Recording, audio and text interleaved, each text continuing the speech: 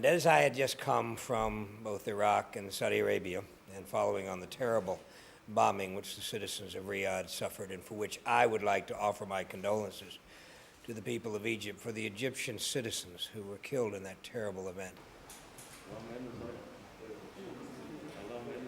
Well, I must say that after the May 12th bombing, I think this is another shocking development to our Saudi friends. It was shocking to all of us. The activities of the government of Saudi Arabia since May 12th have been twofold. They have been very offensive, and I've spoken in answer to a previous question about the things they've done, the number of terrorists they've captured and killed. I think its number is 300.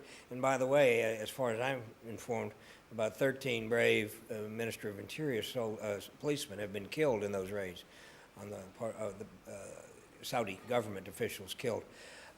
So they've been offensive. They've also been very defensive, and I talked at some length with our embassy personnel in Riyadh, who praised at great lengths the extent to which the government of Saudi Arabia had gone to protect not only our embassy in Riyadh, but our consulates in Dahran and in Jeddah.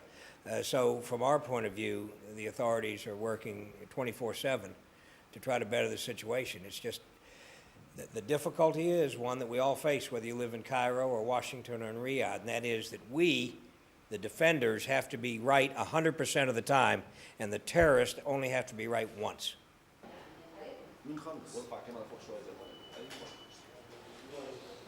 Our president, after the events of 9/11, prepared our nation for a long war.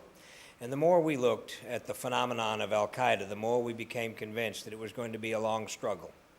And I think the activities that we saw yesterday at midnight in Riyadh, or 2 days ago in Riyadh, are evidence of that fact. But I would hope when you talk about this war on terrorism, you'd also talk about the successes in the war on terrorism.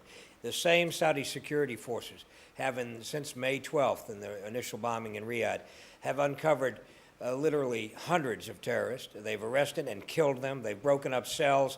They've captured unbelievable amounts of explosives and weapons. They found Qurans which were booby-trapped. Qurans, by the way, which were certainly not meant to be given to Westerners, I assume. They would be meant to kill Muslims.